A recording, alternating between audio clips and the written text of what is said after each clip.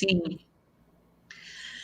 Olá, estamos ao vivo. Muito boa tarde a você que está nos assistindo aqui nesse momento. Muito boa tarde a você que irá ver essa live no momento oportuno. E hoje a nossa tarde está programada para falarmos um pouco de como planejar o futuro dos nossos filhos. E esse é um assunto que quem se preocupa são as pessoas que amam a sua família. São aquelas pessoas preocupadas mesmo em deixar saudade na família quando ela não se for mais. Porque a dor da ausência do patriarca e da matriarca numa família já é muito dolorida, é muito triste. Então, esse patriarca e a matriarca ainda vão deixar por derradeiro a sua grande prova de amor, que é o quê? Deixar já tudo pronto, a sucessão pronto, o planejamento pronto. Aquele filho gosta da fazenda, poder deixar o sítio, aquele filho gosta disso, tudo organizado. Bom, eu sou Bernadette Rulic Cortez, sou advogada há 15 anos e há 4 anos eu venho só exclusivamente trabalhando com planejamento patrimonial sucessório. E hoje eu faço parte desse grande time aqui, do time Road Brasil. E nós já somos quase 2.000 advogados espalhados nesse Brasil, todos com o mesmo intuito. Nós estamos sempre atentos às últimas tendências tributárias, nós estamos sempre atentos às últimas novidades, jurisprudência, tudo para buscar o melhor manejo na tributação desse patrimônio patrimonial sucessório da sua família.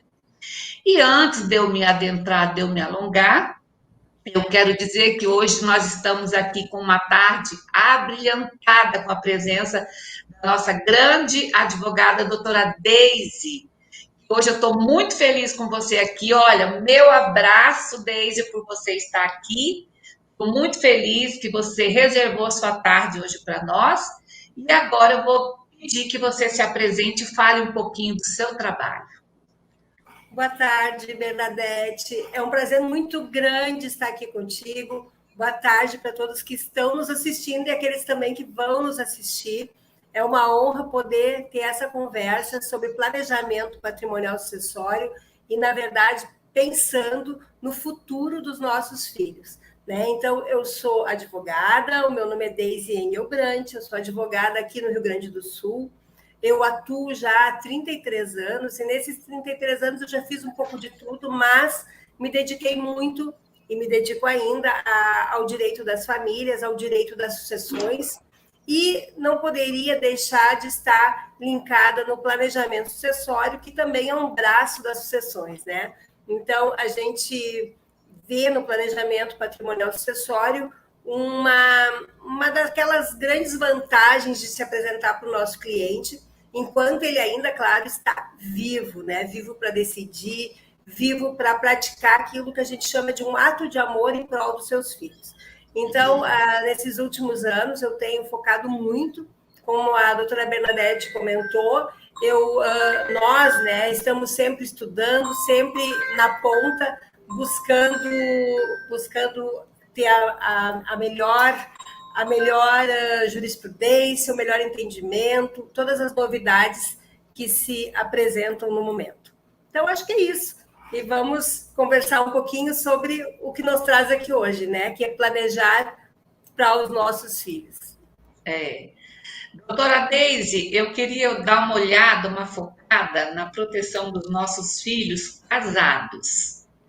Nossos filhos são casados e se fosse numa doação comum, uma doação fora do planejamento patrimonial sucessório, a doação baseada puramente no direito civil, nós sabemos que ela é bem diferente da doação dentro do nosso sistema de holding, né?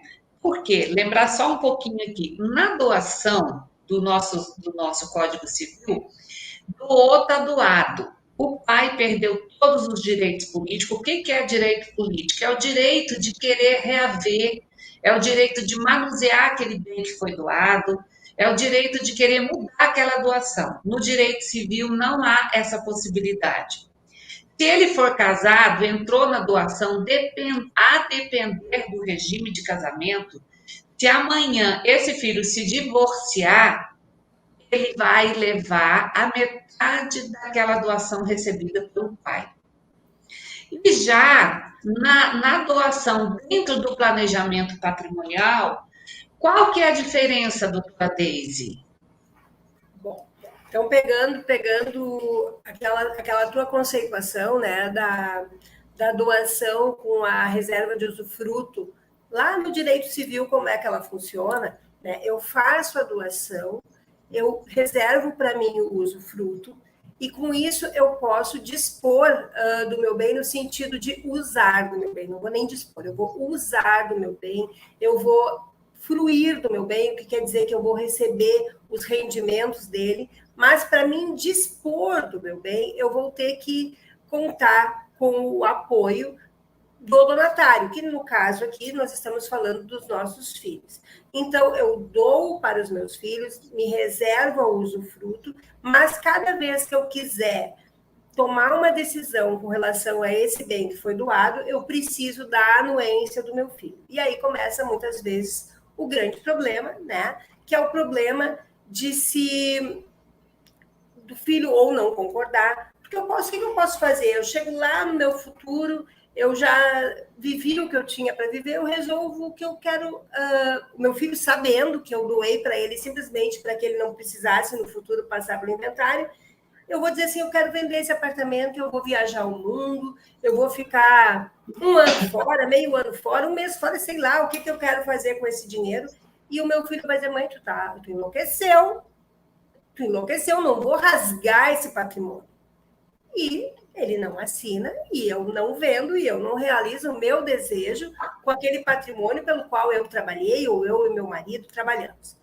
Né? Ou pode acontecer que eu queira, que me surja uma oportunidade de permuta, ou que eu precise de dinheiro, e o meu filho ache, não, a mãe daqui a pouquinho já está indo lá para o outro lado, deixa aqui, a gente organiza, e a gente fica na dependência do filho. Ou até o filho concorda, ou a filha, e daí o nosso genro, a nossa nora diz assim, mas tu vai deixar a tua mãe fazer essa loucura, meu Deus do céu. E aí se vão oportunidades, as necessidades mudam. Já lá no planejamento, como é que acontece? Eu coloco todo o meu patrimônio dentro da empresa, usando ela como um cofre desse patrimônio, e eu dou as minhas cotas, então eu também faço uma doação, também faço uma reserva de usufruto, dou as minhas cotas para os meus filhos. Dou também com cláusulas de incomunicabilidade, inalienabilidade, impenhorabilidade. Mas o que acontece ali? Ali agora mescla o direito societário.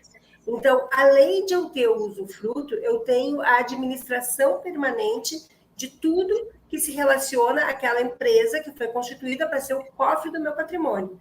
Então, eu vendo, eu me arrependo, isso na doação civil tu não vai te arrepender, tu não pode te arrepender, e até se te arrepender, tem situações só para que isso aconteça, né? Que lá na holding, lá no sistema de holding, não acontece. Então, eu não preciso de anuência. Quando meu filho se der conta, eu já mudei tudo. Então, vamos pensar naquela situação que nasce um filho temporão, vamos pensar naquela situação que tem um filho fora do casamento que se apresenta, vamos pensar que o meu filho não é aquilo que a gente deseja, não é o natural da vida, mas que pode acontecer, que o nosso filho ele se vai prematuramente, então eu quero buscar de volta, porque eu quero que aquelas cotas, aquele patrimônio chegue ao meu neto e não chegue ao meu genro e à minha nora, e isso não porque eu tenha qualquer coisa contra, mas simplesmente pelo fato de que a empresa, a gestão fica naquela situação familiar, no sangue. Por quê? Porque ali se conversa, ali se diverge e as relações permanecem. Quando entra um terceiro, estranho aquele ninho, muitas vezes acontecem os conflitos. Então, o sistema de holding, a doação no sistema de holding é muito diferente na prática. E ela, sim, ela é indicada porque o titular do patrimônio, aquele que trabalhou a vida inteira e simplesmente estaria doando para evitar um custo, esse fica no manejo do patrimônio até o seu último dia. E então, sim, ele vai esse patrimônio é transmitido, e ainda assim transmitido naquela condição de que para um filho eu posso deixar já aquele apartamento, para outro eu deixo um terreno, para outro eu deixo um investimento, já fica tudo ali convencionado, mas que se na minha vida, durante a minha vida, eu precisar dispor, eu tenho para mim. Muito bem. Doutora Deise, outro assunto também que eu acho interessante, que eu vi, é quando os pais, o patriarca, às vezes tem 3, 4 filhos e um deles já se apresenta desde sempre como pródigo. Então, esse planejamento patrimonial sucessório, ele vem muito ajudar esse pai nessa distribuição e proteger esse filho que é pródigo. Por quê? Comparando com o civil, ele faz por exemplo, se isso aí vai ser inventariado, esse filho que é pródigo, ele pode, em 1 ano, 2 anos, ele já acabou com o patrimônio. Se o pai faz uma doação baseado no direito civil, também já em vida, esse filho já pode pegar e gastar tudo. Já no planejamento patrimonial sucessório, o pai pode permitir que o filho gaste esse dinheiro a conta-gotas. Porque o que é esse conta-gotas? São as cláusulas dessa doação, são as cláusulas desse contrato, que vai proteger esse filho. Dentro desse contrato, os pais, já preocupados em saber como o filho é, ele já pode estipular tudo ali. Não vai permitir que venda tudo, não vai permitir tudo. Então, ele pode amarrar todo o destino do filho, protegendo o filho sem a intervenção do filho. E o filho talvez nunca nem vá perceber que isso foi uma forma de amor dos pais. Mas os irmãos que estão presentes e o próprio pai vai saber que foi uma forma maravilhosa de proteger esse filho. Não é isso? Tanto Exatamente, doutora. Como o pai vão se sentir aliviados. Por quê? Não, porque isso é tanto visto em várias famílias. Quando acontece inventário, 3, 4 filhos, hoje a família já não é tão grande assim, mas 3, 4 filhos continuam ricos e aquele que ganhou mesmo tanto se empobreceu em 2 anos. E depois fica querendo acusar, mas o fulano recebeu isso, aquilo. Ele recebeu o mesmo valor, mas ele tinha esse problema de ser pródigo. E antigamente não havia proteção para os pródigos, e hoje há essa proteção. Exatamente. A holding, ela vem muito de encontro a esse interesse de proteção, né? Quando se faz a doação e depois se faz todo um acordo de sócios, e ali já se estabelece, inclusive, quem vai ficar na gestão do negócio da família, e muitas vezes aquele outro filho, ele recebe a mesma coisa de uma forma diferente. Ele vai ter aquele valor que ele precisa, ele vai receber dividendos dos negócios, ou ele vai poder dispor de um determinado bem, mas ali vai ficar convencionado que ele não vai poder alienar. E dessa forma, ele vai estar protegido dele mesmo, sem muitas vezes nem se dar conta de que essa conduta do pai e da mãe, que zelam, que protegem, e a gente passa uma vida inteira fazendo isso, né? É justamente para que o patrimônio dele permaneça no tempo, né? E não se vá de imediato. E então, entre outras cláusulas, se convenciona como que o filho vai dispor desse patrimônio no tempo. É muito interessante e eu acho que é mais uma das grandes vantagens que o sistema nos traz, né? Que traz para a família. Doutora Deise, só falando aqui que nós temos várias pessoas aqui no chat dando parabéns, dizendo que está excelente. A nossa amiga Tânia Maria, ela está dizendo, explique um pouco mais sobre a necessidade de fazer cada vez mais cedo o planejamento patrimonial sucessório. É o que nós temos falado, né, doutora Deise? Porque às vezes as pessoas pensam, não, vou deixar para fazer isso mais tarde. Mas como dizia meu pai, para morrer basta estar vivo. Exatamente. Se você já tem um patrimônio, seja ele pequeno, médio ou grande, mas para você é o seu patrimônio, cada um valoriza o seu patrimônio. Tem pessoas que conseguiram uma casa durante a vida inteira. Parabéns para ela, ela se doou e conseguiu uma casa. Outras famílias conseguiram 10, mas aquela uma que tem aquela casa, ela quer ser protegida talvez até mais do que aquele que tem muito. Claro. Então, o planejamento patrimonial, ele não depende do volume dos seus bens, do volume do seu patrimônio. Ele depende da vontade que você tem de dar uma proteção para seus sucessores, para seu herdeiro. Já que nós estamos falando só de filho, doutora Deise, eu quero fazer um comentário breve aqui sobre qual é a diferença de herdeiros e de sucessores, né? Que todos são assim, nossos filhos. Eu tenho sucessores e tenho herdeiros. Eu tenho os dois ou tenho só um, né? Então, qual é a diferença? Os nossos herdeiros são aquelas pessoas que vão doar, que vão pegar os seus bens e vão partir para aquela vida profissional já definida. Os sucessores é aquele filho que quer continuar no ramo, naquela atividade do patriarca. Ele quer suceder o pai naquela empresa, seja na empresa agropecuária, seja numa empresa de construção civil. Essa é a diferença. O sucessor quer dar continuidade naquela vida que o patriarca vinha tendo. E outras, não, às vezes a outra já escolheu ser medicina, a outra escolheu ser nutricionista, né? No caso, a minha filha é uma nutricionista maravilhosa, então ela é minha herdeira, né? E sucessor pode ser até meu neto, né? Sucessor também que quer seguir a atividade do vô. Então, essa é a diferença que as pessoas me perguntam, mas você fala uma hora sucessor, outra hora herdeiro, o que é isso? Então, a explicação é isso. Agora, se a doutora quiser enriquecer mais, eu acho ótimo. Eu acho, Bernadette, que tu foi muito feliz na tua explanação. Na verdade, é exatamente isso, né?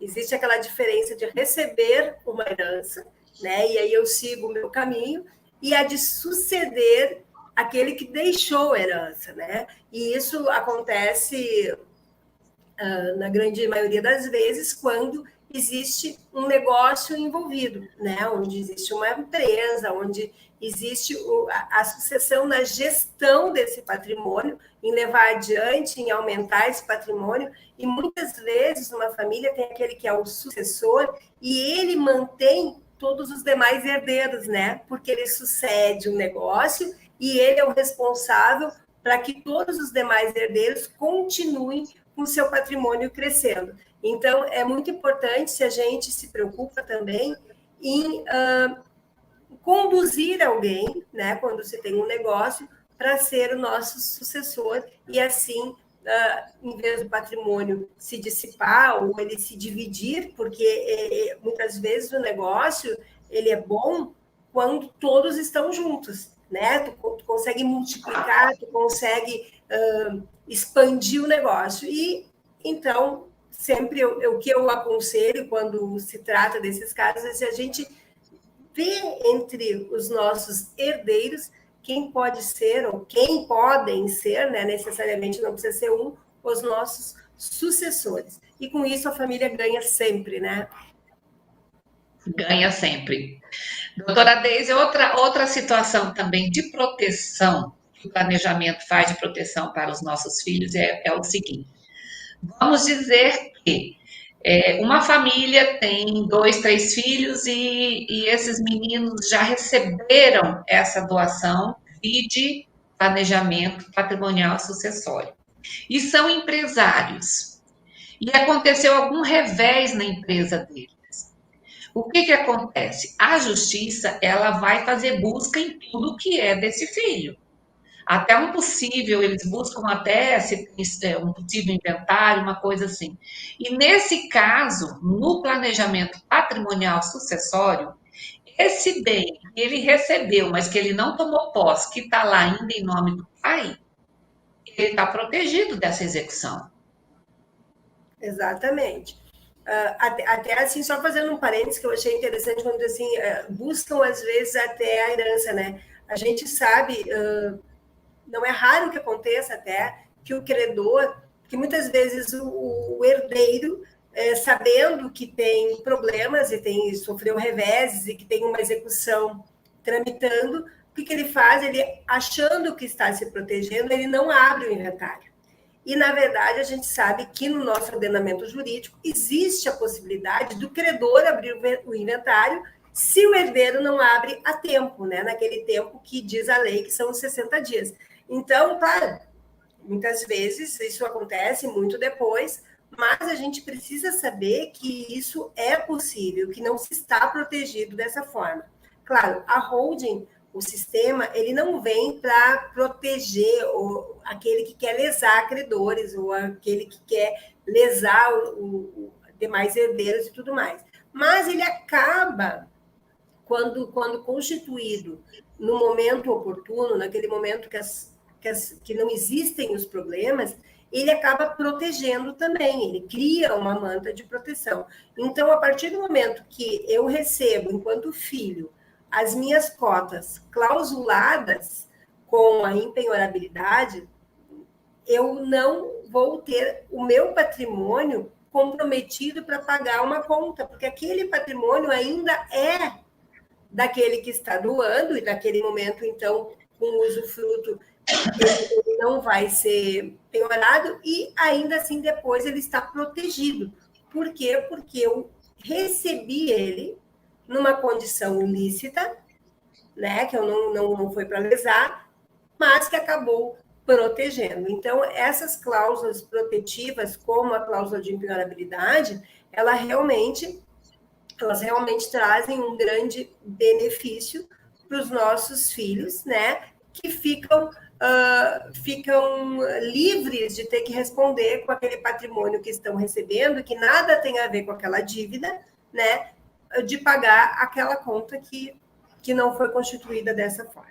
Então, realmente, é também muito indicado, e há pouco nós estávamos falando qual é o momento, né, de se fazer. O momento é realmente o quanto antes. A gente pode constituir o sistema até sem ter nada. Ele já vem saudável e vai se pensando, eu vou comprar o meu primeiro imóvel.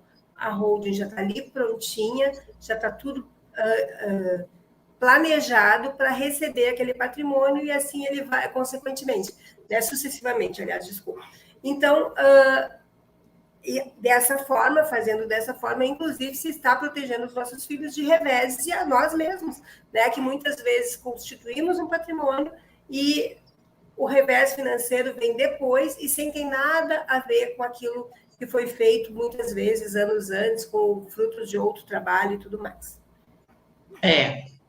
E outra coisa também, né, doutora Deise, nós sabemos que o planejamento patrimonial sucessório, ele é apenas uma das ferramentas que nós temos para fazer a sucessão, né?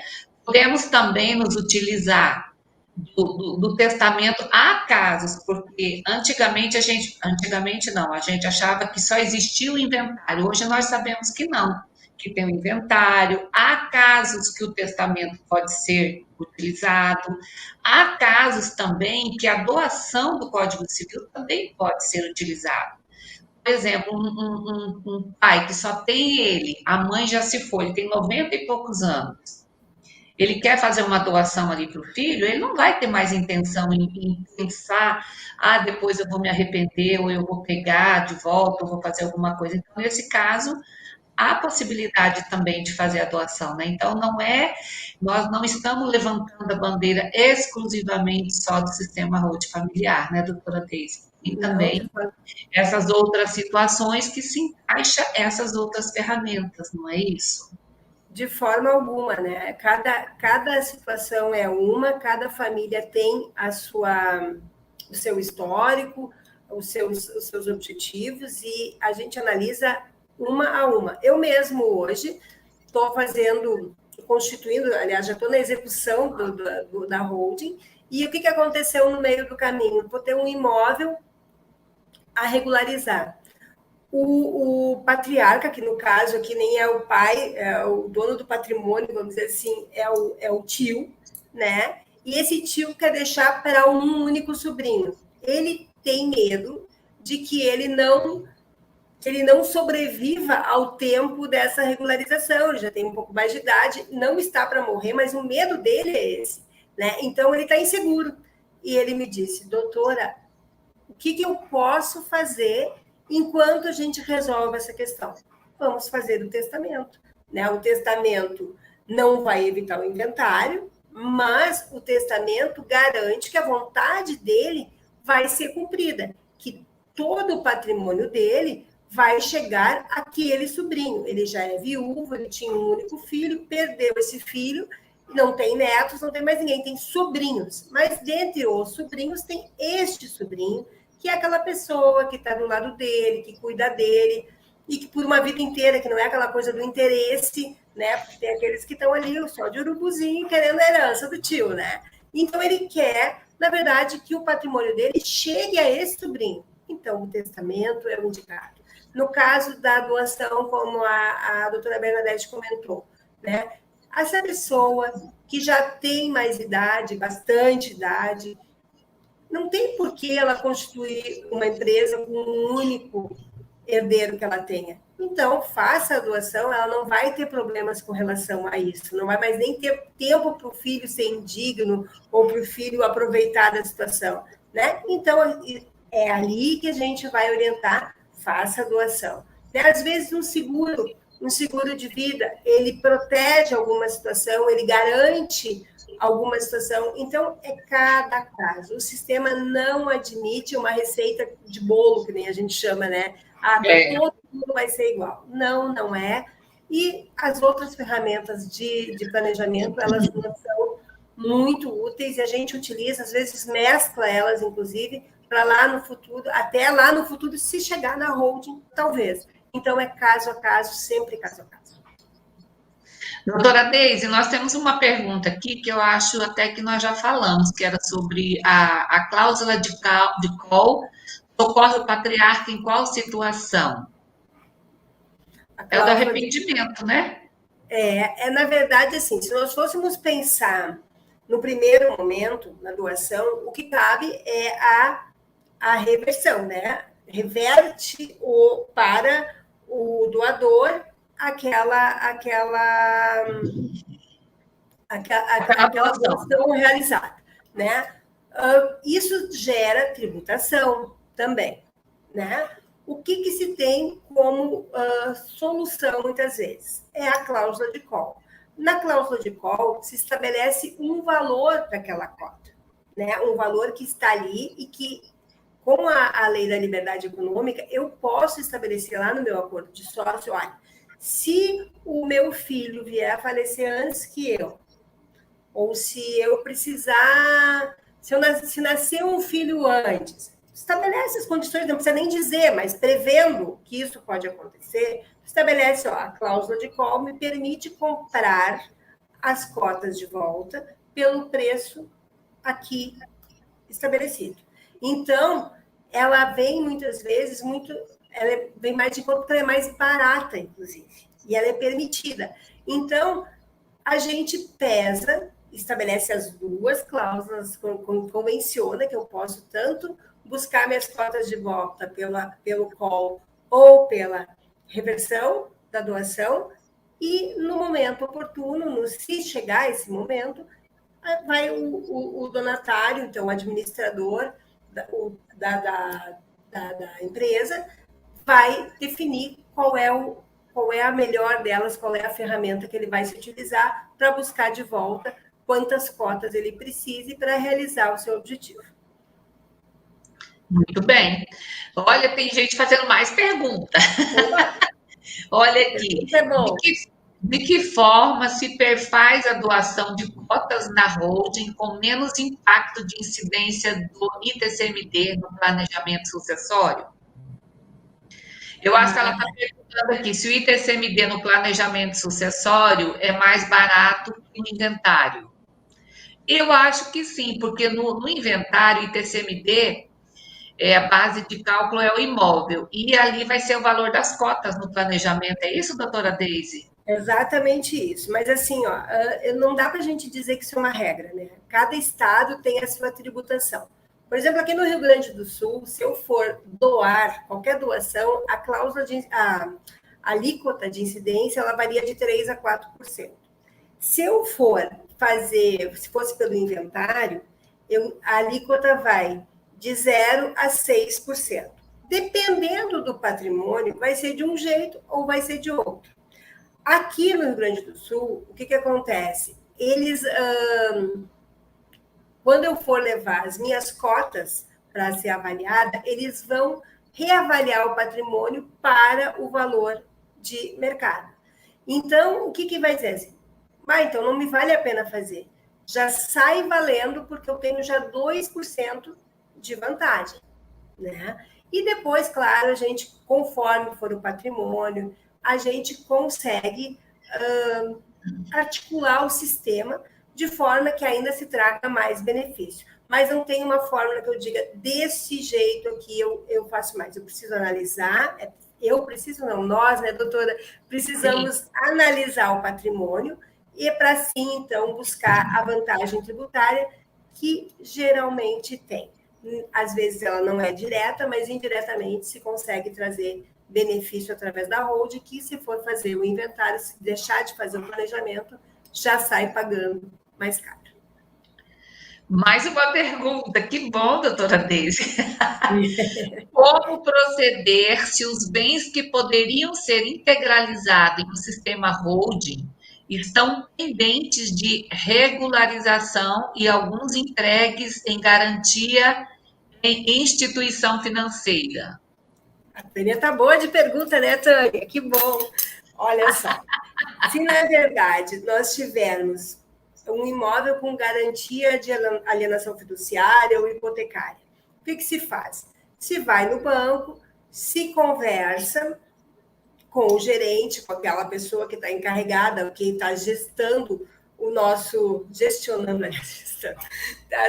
esse financiamento, esse contrato, e se conversa com ele, olha, eu hoje estou abrindo a minha empresa e quero transferir esse financiamento para lá.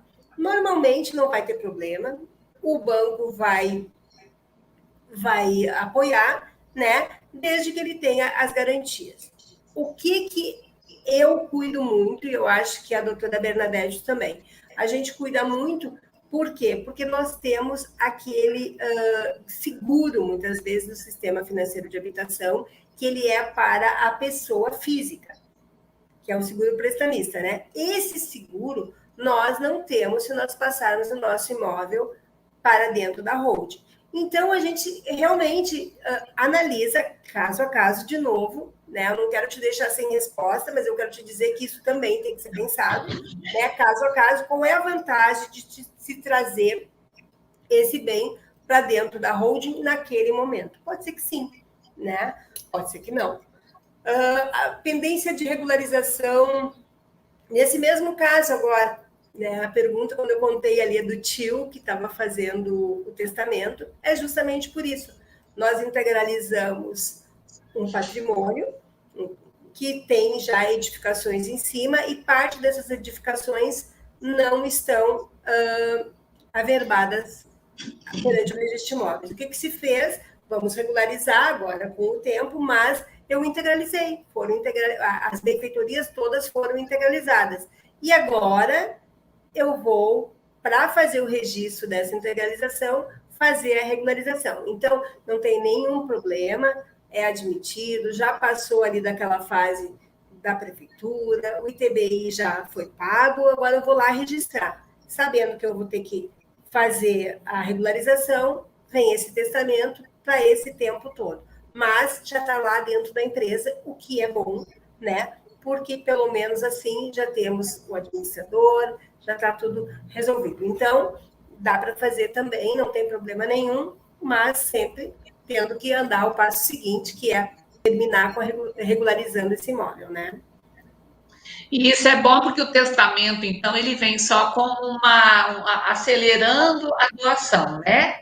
Ele complementa, né? Ele garante, vamos dizer, que o bem vai chegar, que o patrimônio vai chegar àquele que o dono do patrimônio deseja, né? Nesse caso, como ele não tem mais herdeiros necessários, ele já elegeu a pessoa e ele quer que chegue lá e pode ser, ninguém sabe, né? A gente fala das pessoas mais velhas, mas isso pode acontecer com a gente. Por isso também se deve pensar nisso, se sugere que se pense nisso, não só quando se está lá pensando que já estamos nos nossos últimos dias, porque o nosso último dia pode ser hoje e a gente não está nem imaginando isso, né? Então, a gente consegue deixar, muitas vezes não se tem a condição, mas se tem a condição de deixar organizado, por que não? Se tem a condição de gerar uma economia para o nosso filho, por que não? Né? Porque a gente só, quem trabalhou para construir o patrimônio, sabe o quanto suado foi. E se a gente não fizer nada, aquele nosso suor não vai para quem a gente deseja que vá. Vai dividir com o advogado, vai dividir com o tabelião, vai dividir com o Estado, quando poderia chegar íntegro para o nosso filho. Né? Doutora Deise, outra situação também que isso pode resolver, voltando lá para os nossos filhos, é no caso de divórcio. Ele também vai divorciar como se não tivesse recebido nenhum tipo de doação do pai e da mãe, enquanto os pais estiverem vivos, né? Porque o que eles receberam foram as cotas, então, nesse caso, ele pode divorciar sem ter que dividir nada do que virá para lá, independente do regime de comunhão, independente do regime de casamento, né? Exatamente. Ali tem a cláusula, então, de incomunicabilidade, né? E esse patrimônio, que está representado pelas cotas, não comunica com o parceiro, pode ser o cônjuge, pode ser a companheira, o companheiro, né? Não vai comunicar. Ele fica íntegro dentro da sociedade, né? Da empresa, da holding, e não vai chegar, então, ao parceiro ou parceira dos nossos filhos, né? Se mantém íntegro o patrimônio familiar. A holding, ela é assim, ela é bem focada, é quem tem sangue do meu sangue. Exatamente. Aliás, no primeiro momento, sim, né? Agora, eu também posso querer deixar alguma coisa, eu posso beneficiar, sim, mas aí vai depender da vontade e de como funciona aquela família, né? Então, eu quero beneficiar. Mas com a vontade, prevalecendo a vontade. Sempre prevalece a vontade. A última pergunta, que a posse dos bens pode ser integralizada? Também pode. Eu posso integralizar só o direito de posse. Pode sim. Pode integralizar só o direito de posse, pode integralizar só a nua propriedade, posso integralizar o bem como um todo, então também fica a critério. A holding recebe muito bem o patrimônio da forma como ele é instituído ali conforme ele é integralizado na empresa. Bom, eu acho que por hoje foi bom, né? Conversamos, porque esse assunto, se nós formos falar, é gostoso de conversar, né, Deise? Sim. Nós teríamos mais tempo. Rende bastante. Mas eu acho que para hoje a gente já deu. Tá bom. Podemos fazer novas lives com novos assuntos, né? Exatamente. E aí, então, Deise, eu quero te agradecer muito, um abraço gostoso de novo, muito obrigada por essa tarde, você abrilhantou a nossa live, e as pessoas que vão ver também com certeza vão gostar, e quem precisar, no Rio Grande do Sul, de uma especialista em holding, procure a doutora Deise. Muito obrigada, foi um prazer imenso. Deise? Oi?